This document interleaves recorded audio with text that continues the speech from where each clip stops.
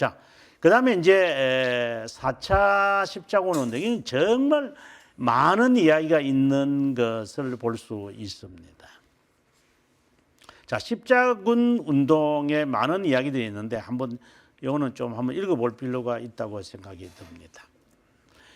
여기에 보면 또 하나 들어가기 전에 하나 재밌는 이야기가 여기 하나 나오는데 좀 더 여기 나오네요.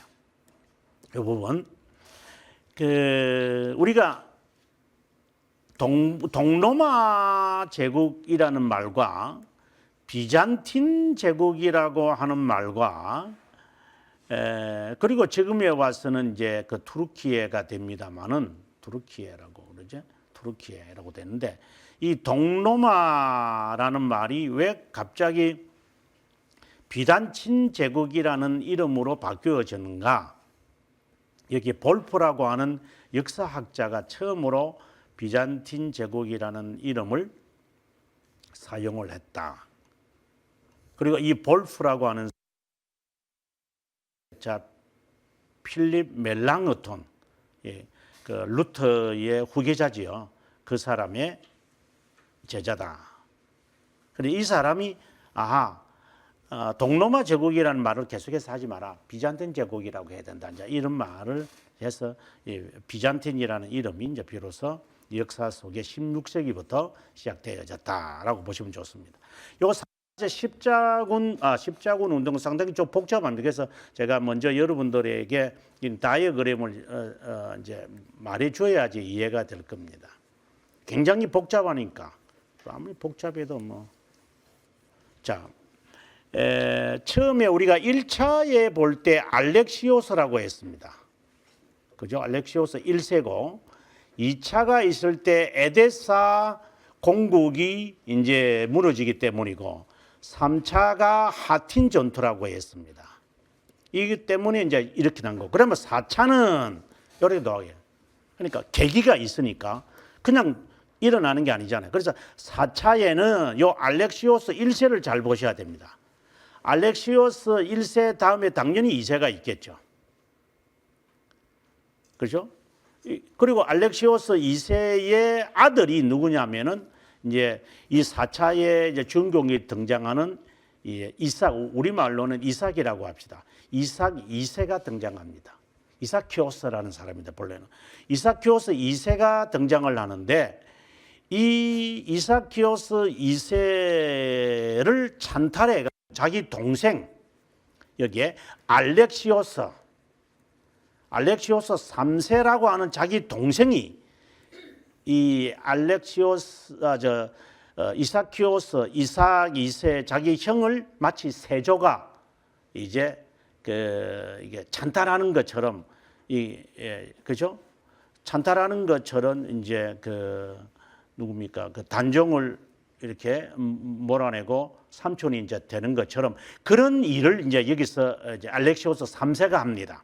근데 이삭 2세의 아들인 알렉시오스, 머리가 좀 복잡하실 것 같은데 알렉시오스 4세가 볼 때 이 사람은 아들이거든요. 여기는 자기 동생이고 이 4세가 볼 때에 아니 삼촌이 왜 왕위를 가져가? 왜 아버지를 몰아내고 당신이 왕이 돼? 그러면 알렉시오스 이 4세는 기분이 되게 나쁘죠. 그러면 이 3세 삼촌과 전투를 할 수밖에 없잖아요. 뺏어 와야 되니까. 그래서 이 친구가 4차 십자군을 일으킨 사람들과 결탁을 맺는 거예요. 이게 참 희한한 결탁을 했는데 결탁을 맺어가지고 십자군들이 알렉시오스 이 4세의 말을 듣고 어디로 가느냐? 콘스탄티노폴리스로 가는 거예요.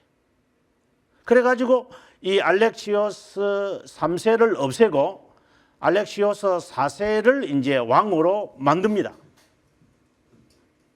왕으로 만들고 난 다음에 이 친구가 십자군들을 데리고 올 때 용병을 데리고 왔으니까 약속을 했겠죠.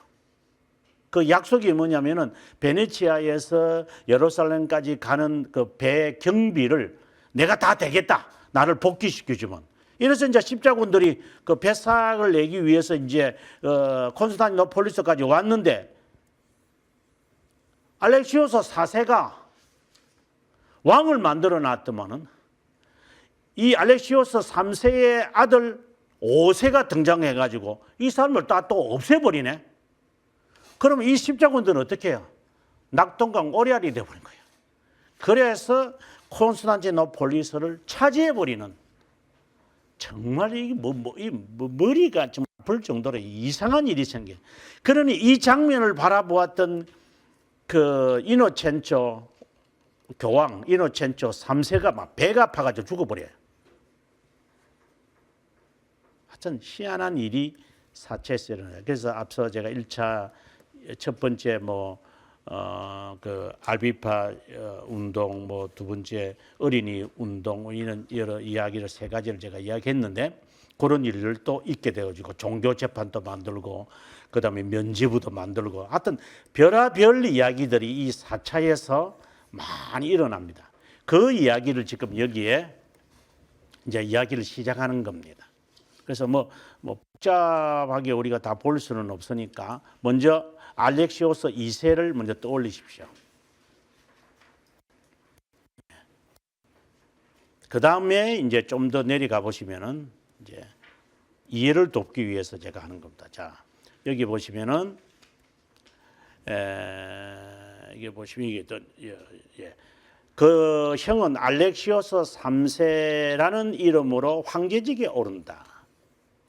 그러니까 알렉시오스 2세가 왕이었는데 형이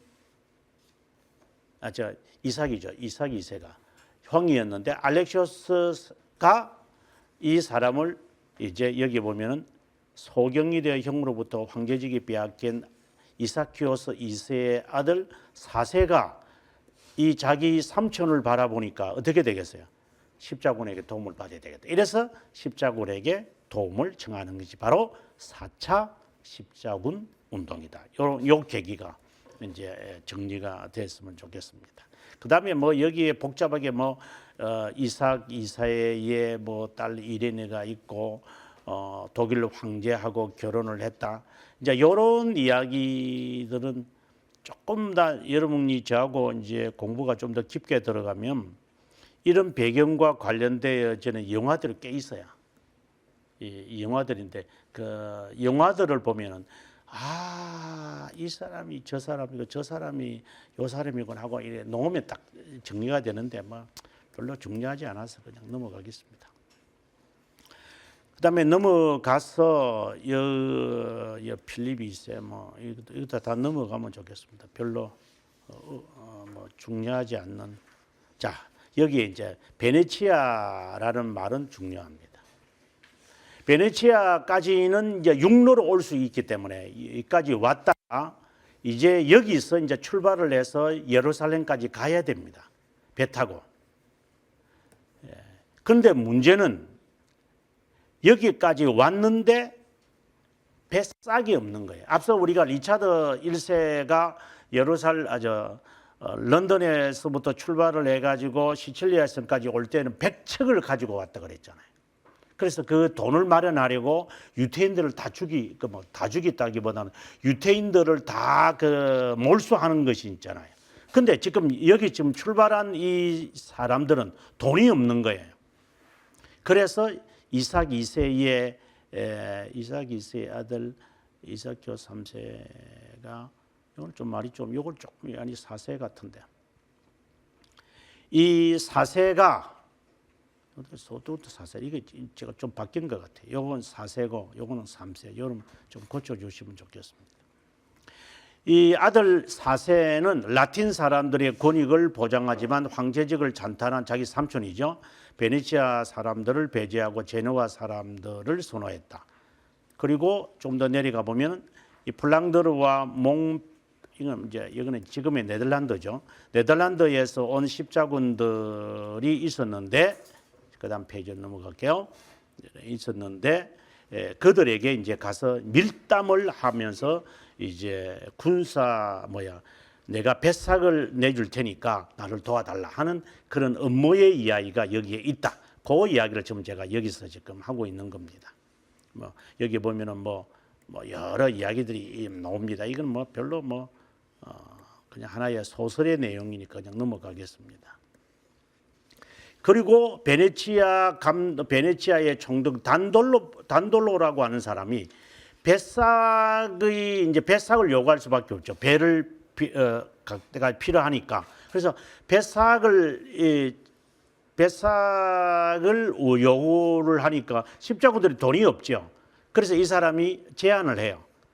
자다르를 공격해라. 우리 시중에 보니까 자라라고 하는 상품이 있더라고요. 자라. 영어로 말하면 이게 자라예요. 그래서 나는 그 이탈리아를 가가지고 자라라는 상표가 있어서 자라인가? 아니면은 십자군들이 4차 십자군들이 가가지고 뺏었던 그 도시 이름이 자라인데 이게 왜 자라가 왜 여기 있지? 이제 제가 전혀 관련이 없는데도 이게 자라 보고 놀란 사람이 소뚜껑 보고 놀란다고 자라 이래서 자라인가 자다른가 제 머릿속에는 그것만 몇몇 돌지 자라가 좋은 옷인지 모르겠어요 저는. 어쨌든 그 자라 생각하시면 된다 이 말입니다. 이제 그걸 그냥 이야기합니다. 본래는 자다르라는 이름입니다. 여기에 가서 공격을 해가지고 배삭을 지불하려고 했다 이 말인데, 근데 그 배삭이 턱없이 모자란 거예요. 그래서 앞서 말씀드린 대로 이제 여기 자라라는 것이 여기에 있거든요. 베네치아가 여기 있고 여기가 이탈리아잖아요. 요 옆에 여기 자라거든요. 아주 아름다운 그 아드리에가 굉장히 아름답습니다. 정말 뭐라고 말해야 되나, 호수와 같습니다. 잔잔합니다. 굉장히 잔잔하고 그 색깔은 말로 못합니다.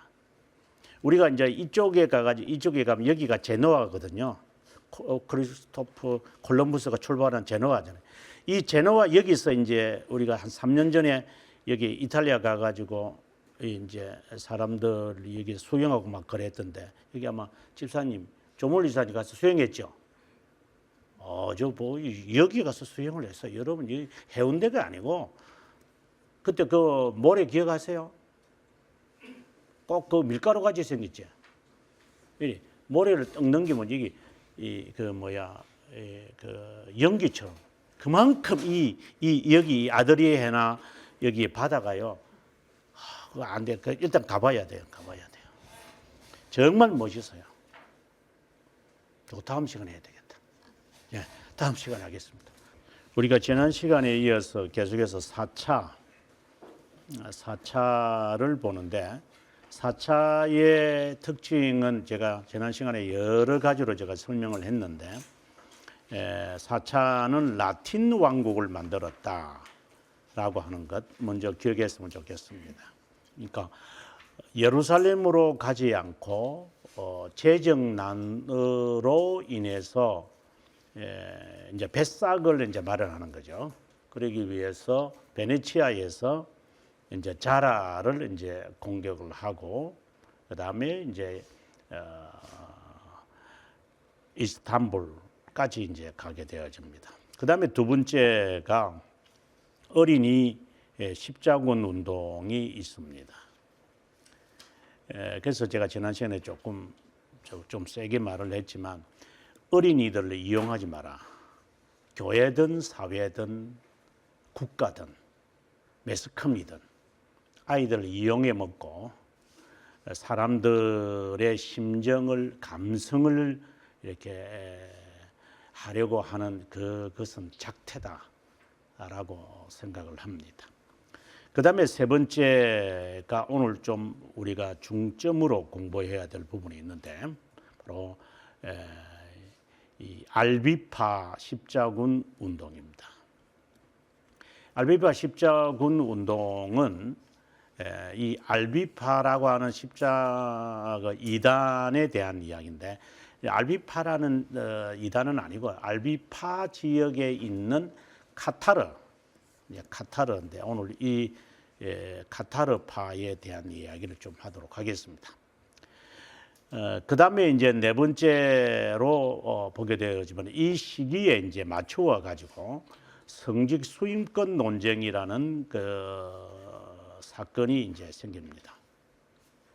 성직 수임권 논쟁이라는 것은 중세 시대 때 절대 빼놓으면 안 되는 그 이야기입니다. 이 말은 바로 국가와 교회가 유착하는 것을 지금 말합니다. 이 이야기는 이제 나중에 이제 우리가 그 근대 교회에서 오면 스코틀랜드에 오면 이제 1688년에 명예혁명으로 인해 가지고 청교도들은 이제 자유를 얻는 것처럼 보이지만 실제로는 더 압박을 가하게 됩니다. 그 압박 때문에 이제 언약도라고 하는 사람들이 이제 활약을 이제 하게 되는데 그 언약도들이 너무나도 힘들어합니다. 왜냐? 이 감리가 아니고 이 감독 제도를 스코틀랜드에 적용시키려고 하기 때문입니다. 그래서 이제 이것에서 이제 반감을 갖는 사람들, 바로 언약도라는 사람들이 이제 이것이 우리 장로교들의 조상인데 이들이 이 그 강압을 하는 이들을 피해 가지고 간 곳이 가장 가까웠던 노던 아일랜드입니다. 북 아일랜드. 1660년부터 이제 피신에 가서 절정에 이르는 게 17세기에 이제 이르게 됩니다. 그래서 지금도 노던 아일랜드가 영국하고 싸우는 이유가 지금 그들은 철저하게 그 장로교입니다. 노던 아일랜드는. 그래서 아일랜드에 있는 사람들은 철저하게 그들은 그 로만 카톨릭입니다. 겉으로 볼 때는 너희들이 왜 우리 땅에 와서 사냐 이렇게 하지만 실제로는 그 종교 전쟁입니다. 나중에 이제 좀 더 이제 제가 중세에서 넘어가서 근현대 교회사에서 언급을 하고 그러지만 남북 전쟁도 종교 전쟁입니다. 그 사람이 수십만 명이 죽는 전쟁이 이제 일어나는 편 안에서는 종교 전쟁이 아니면 저렇게 가기가 어렵습니다. 아니면은 영토 전쟁이든지, 영토 아니면은 종교 전쟁이라는 거 안에 딱 들어가면은 영토 아니면은 종교 딱 그렇게 돼 있습니다. 종교 전쟁이라는 게 종교 교육이 일어나면서 종교 전쟁이 여기저기서 막 그냥 터지고 이런 것도 다 종교 그러면서 영토를 빼앗으려고. 십자군들이 왜 유럽에 있는 사람들이 이쪽으로 갑니까? 영토 확장입니다. 그래서 이 종교라는 것을 미명 아래 이 사람들은 그 정권을 확대하려고 하는데 지금 이 성직 수임권 논쟁이라는 건 단순히 국가가 왜 그 성직자들을 임명해요? 이것은 국가가 교회에 주는 혜택이 많습니다. 만약에 국가와 교회가 유착이 되면 국가에서 예를 들어서 지금 얼마 전까지 이제 그 박근혜 씨 되기 전까지는 그 목사들은 다 백수입니다. 백수. 세금도 안 내기도 하지만 혜택도 못 받았습니다. 그러나 지금 이제 세금을 내는 것이 있으니까 이제 은행 가서 크레딧 카드를 하겠죠. 근데 이제 여기서 한 단계 더 나아가면 유착이 되면 그때부터는 이제 국가 공무원이 됩니다. 그래서 제가 농담삼으로 말했지만 What's your job? 이렇게 물어보면 그때 당시에 제가 90년대에 91년에 제가 유학을 떠날 때 내가 네 미니스터 이러면 이 사람들이 자리를 아주 크게 양보해요. 이게 미니스터라고 해버렸으니까. 나는 릴리지어스 미니스터인데 근데 그냥 패스트 하면 될 텐데 그때 영어적 감각이 없어가지고 그러니까 엉뚱한 말을 한 거죠. 그리고 이 사람들은 어쨌든 자리를 잘 양보해서 조금 이렇게 예수님 덕분을 많이 본 적도 있었죠. 지금 생각해 보면 참 이거 밀어나고 어리석고 이 둔치 같은 놈이다 이런 생각을 하지만 그때는 몰라서 그런 것 같은 생각입니다만 정교 유착을 하게 되어지면 혜택이 많이 옵니다. 그것을 성직자들이 누리겠다는 거잖아요. 지금 독일에 있는 아이들이 루터파들이 지금 그런 짓을 하고 있고, 그리고 지금 영국에 있는 국교회 애들이 그 일을 하고 있고, 감리교는 이것도 아니고 저것도 아니고 어중간한 그 상태에서 위에 있는 그 감리회가 다 조절하잖아요. 그러니까 이게 굉장히 편해요, 실제로 목사로서는. 위에서 다 해주니까. 그래서 지금 장로교회는 그렇지 않잖아요. 그래서 그 교회가 그냥 살아남아야 되는 상황이 되는 거죠. 저는 이게 나쁘다 좋다를 말하는 게 아니라 이 국가와 교회가 유착이 되면 안 된다는 말을 제가 하고 싶은 겁니다. 지금 중국에 있는 삼자교회도 마찬가지고. 그래서 성직 수임권 논쟁은 단순히 국가가 성직자를 임명한다는 이것만이 아니라 국가가 교회를 컨트롤하겠다는 정권에 의해서 그것에서 벗어나야 되겠다라고 하는 것이 실제로 이 시기에 이제 아주 절정에 달한다라고 하는 겁니다. 자, 그다음에 우리가 자다르 공격을 베네치아에서 이제 뱃삭이 없어서 이들이 이제 공격을 했다는 그 이야기 여기에 자라로 갔다. 뭐 이거는 별로 중요한 것은 아닙니다. 그 다음에가 이제 콘스탄티노플로 공격을 해가지고 라틴 왕국을 만들었다는 말이 이제 더 역사에서 중요하죠. 라틴 왕국을 만들었다. 그 다음에 그때 여기서 배를 타고 이렇게 갈 때에 전함이 60척이고 100마리의 말을 싣고 50척의 운송선 을 갖고 여기서 이제 이렇게 출발해서 간 거죠. 뭐 그 내용들은 뭐 일반 그에서 많이 있으니까 그냥 넘어가도록 하겠습니다. 가서 아주 잔인한 전쟁을 하게 되어집니다. 그러면 그때에 십자군들에게 뱃삭을 제공하겠다라고 한 사람, 자 여기 보시면은 알렉시오스라고 하는 사람이 이제 십자군에게 딜을 하잖아요. 근데 이제 라틴 왕국을 이제 라틴 왕국을 만들기 전에 이들이 이제 쿠데타를 일으킨 거죠. 자기 아버지가 이사키오스 2세고 그리고 자기 삼촌이 3세 알렉시오스 3세고 이사키오스의 2세의 아들이 이제 알렉시오스 4세인데 그래서 자기 삼촌 3세를 몰아내고 자기가 왕이 된다 싶은데 죽어버려요. 그리고 여기 그 말입니다. 그러니까 이 십자군들은 낙동강 오리알이 돼버린 거죠. 에이 모르겠다. 차라리 여기를 차지해 버리자. 자 이런 것이 이제 불상사가 일어납니다.